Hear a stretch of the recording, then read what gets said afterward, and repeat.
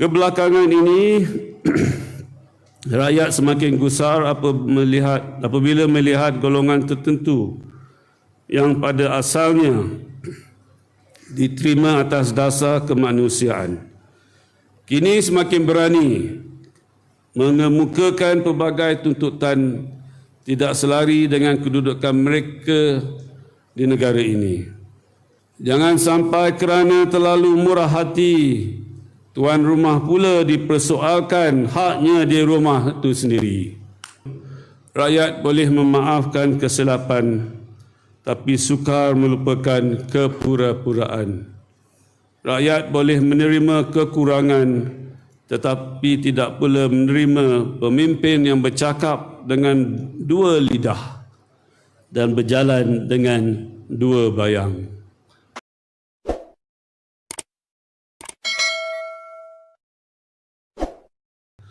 Sebatang lidi mudah dipatahkan, namun apabila dihimpunkan menjadi seikat, ia menjadi kukuh dan sukar dileraikan. Begitulah hakikat sebuah ummah.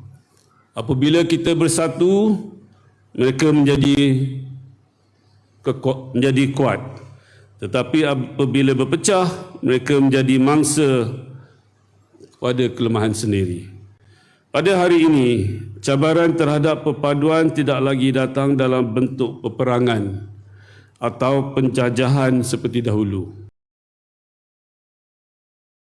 Sebaliknya, ia hadir melalui sebaran fitnah, hasrat kebencian, hasutan dan pembalahan yang disebarkan tanpa batas melalui media sosial dan pelbagai saluran komunikasi.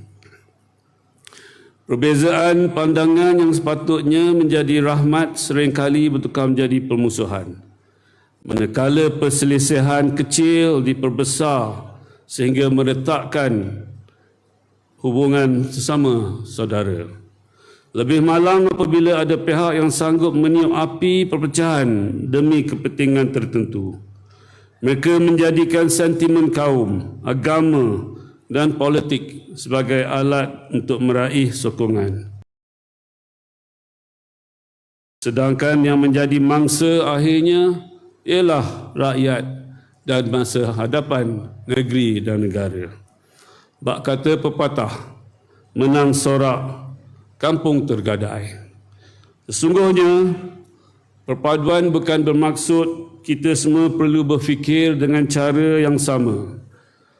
Perpaduan ialah kemampuan untuk berbeza pandangan tanpa bermusuhan, menegur tanpa menghina, dan bersaing tanpa meruntuhkan antara satu sama yang lain. Sempena Mahal Hijrah ini, marilah kita berhijrah daripada prasangka kepada kepercayaan, daripada perpecahan kepada penyatuan, dan daripada kebencian kepada persaudaraan. Sesungguhnya, bangsa yang bersatu akan dihormati, manakala bangsa yang berpecah akan mudah diperkotak-katikkan. Perkara yang kedua, hijrah kepimpinan. Dari retorik kepada amanah. Pada tahun baru hijrah ini juga, marilah kita merenung kembali makna sebuah perjalanan yang telah mengubah sejarah umat manusia. Hijrah bukan sekadar langkah kaki meninggalkan bumi kelahiran, tetapi hijrah hati daripada kepentingan diri kepada amanah yang dipikul, daripada kata-kata yang indah kepada tindakan yang memberi manfaat. Dalam meneliti perjalanan sebuah negeri, rakyat tidak mendambakan pemimpin yang petah berbicara semata-mata. Rakyat mengharapkan pemimpin yang apabila berkata, kata-katanya menjadi pegangan. Apabila berjanji, janjinya menjadi kenyataan. Dan apabila memegang amanah, amanah itu dipikul sehinggalah selesai. Hari ini terlalu banyak suara yang bergema di pentas-pentas ceramah dan media. Namun tidak semua gema membawa makna. Ada yang lantang ketika memohon kepercayaan, tetapi perlahan apabila tiba waktu menunaikan tanggungjawab. Ada yang begitu murah menabur janji, seolah-olah janji itu tidak mempunyai harga yang perlu dibayar. Lebih membimbangkan, wujud juga segelintir yang menjadikan pendirian sebagai pakaian yang boleh ditukar mengikut musim. Ketika mentari memancar, mereka berkata A. Apabila malam menjelma, mereka pula kata B. Tak kala berada di hadapan satu kelompok, mereka menabur bunga-bunga kata. Namun apabila beralih kepada kelompok yang lain, bunga yang sama bertukar menjadi duri. Hakikatnya, rakyat bukan lagi membaca apa yang tertulis di atas kertas. Rakyat membaca watak di sebalik kata-kata. Rakyat tidak menilai seindah mana pidato disusun, tetapi sejauh mana amanah ditunaikan. Bantuan kepada rakyat pula tidak seharusnya hadir seperti bermusim. Lebat ketika pilihan raya, kemudian hilang apabila musim berlalu.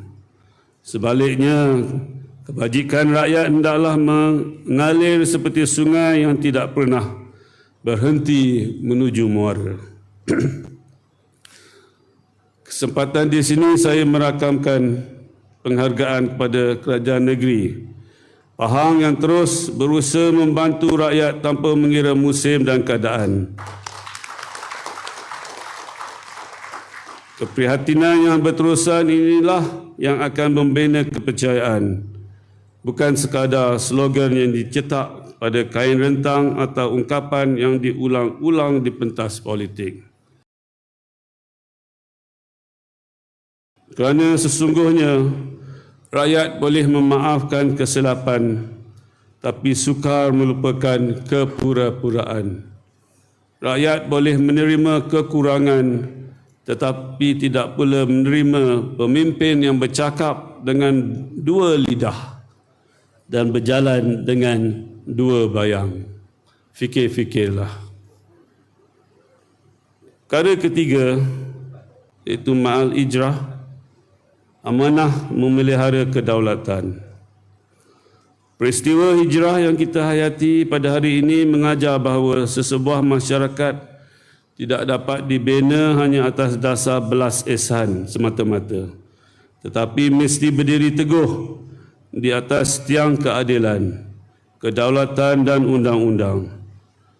Ketika Rasulullah SAW berhijrah ke Madinah, baginda bukan sekadar menyelamatkan umat, bahkan membina sebuah negara yang teratur, aman dan dihormati.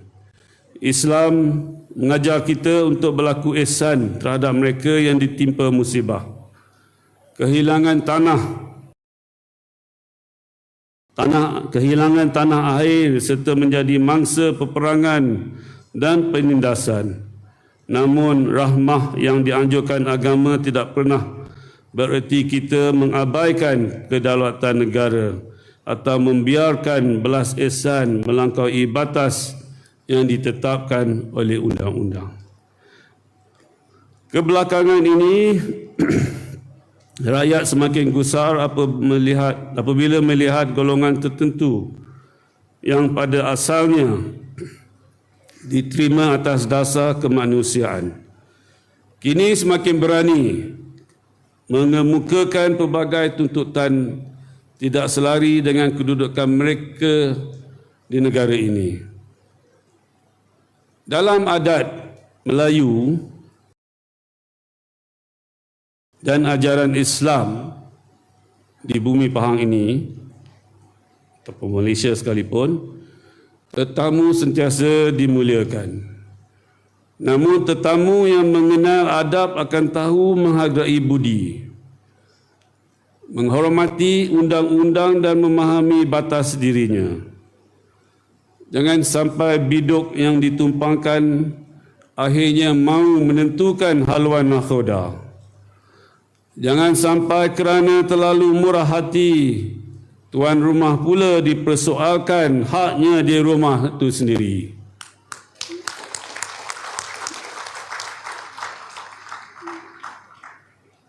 Rakyat negara ini telah lama menunjukkan sifat pemurah dan berperi kemanusiaan. Namun kemurahan hati itu jangan sekali-kali disalah tafsir sebagai satu kelemahan. Tangan yang menghulurkan bantuan tidak seharusnya dibalas dengan suara yang semakin meninggi, apatah lagi dengan tuntutan yang semakin menjauh daripada kewajaran. Fikir-fikirlah. Justru, saya berharap pihak berkuasa akan terus bertindak dengan tegas, bijaksana dan berhemah dalam menangani isu ini menurut lunas-lunas undang. Kedaulatan negara hendaklah dipelihara tanpa kompromi. Keamanan rakyat mesti dipertahankan tanpa ragu. Dan hak kewarganegaraan wajib dijunjung tanpa pengecualian. Sesungguhnya, belas ihsan itu lambang kemuliaan sebuah bangsa. Tetapi kedaulatan negara adalah amanah yang tidak boleh digadai. Hadirin sekalian. Keempat, kita membina akhlak untuk menyelamatkan ummah.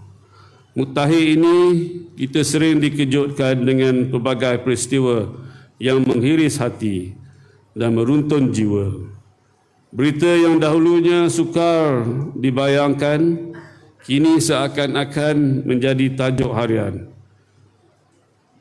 Ada kes yang melibatkan seorang guru yang sepatutnya menjadi pembimbing masa depan, bertukar menjadi pemangsa yang merosakkan. Ada juga kes seorang bapa yang seharusnya menjadi tempat berteduh anak-anak, tergamak menghati darah daging sendiri kerana tunduk kepada nafsu serakah. Peristiwa-peristiwa ini bukan sekadar jenayah individu, tetapi isyarat masyarakat sedang berhadapan dengan satu krisis yang lebih besar, iaitu kemiskinan jiwa dan ketandusan nilai. Kita mungkin semakin maju dari segi pembangunan, namun kemajuan yang tidak dipandu oleh iman dan akhlak hanya akan melahirkan manusia yang cerdik akalnya tetapi tandus nuraninya. Hakikatnya, keruntuhan akhlak tidak berlaku dalam sekelip mata. Ia bermula apabila dosa dianggap perkara biasa, apabila malu tidak lagi menjadi pakaian, apabila hiburan mengatasi didikan, apabila ibu bapa terlalu sibuk mengejar kehidupan sehingga terlepas memimpin keluarga, dan yang penting ialah apabila masyarakat lebih gemar menjadi penonton daripada tampil mencegah kemungkaran. Sempena Maulid Mulia ini, marilah kita mengambil iktibar bahawa hijrah yang paling besar bukan sekadar berpindah tempat, tetapi berpindah daripada kelalaian kepada kesedaran, daripada maksiat kepada taubat, dan daripada keruntuhan akhlak kepada kemuliaan budi. Sesungguhnya, kekuatan sebuah bangsa bukan hanya terletak pada kemajuan ekonominya, tetapi pada akhlak rakyatnya. Apabila akhlak runtuh, maka runtuhlah tiang yang menegakkan tamadun. Maka benarlah pepatah, jika rosak padi kerana bena, rosak bangsa kerana akhlaknya. Akhir kalam, marilah kita menjadikan Ma'al Hijrah kali tahun ini bukan sekadar sambutan yang diraihkan dengan ucapan dan perhimpunan, tetapi sebagai detik muhasabah untuk menilai sejauh mana kita telah berhijrah menjadi seorang insan yang lebih baik, satu masyarakat yang lebih bersatu dan negeri yang lebih bermaruah. Kerana pada akhirnya yang akan dikenang oleh sejarah bukanlah sebesar mana kuasa yang pernah kita miliki, tetapi sebesar mana amanah yang telah kita tunaikan, dan bukan setinggi mana kedudukan yang pernah kita capai, tetapi seteguh mana prinsip yang kita pertahankan. Semoga Allah Subhanahu Wa Taala akan mengurniakan kepada kita kekuatan iman, keteguhan hati dan kebijaksanaan dalam memimpin diri serta keluarga dan masyarakat serta negeri yang kita cinta ini. Dengan lafaz Bismillahirrahmanirrahim, saya dengan sukacita merasmikan Majlis Sambutan Ma'al Hijrah 1448 Hijrah peringkat negeri Pandaran Sekian, wabillahi taufiq wal hidayah. Wassalamualaikum warahmatullahi wabarakatuh.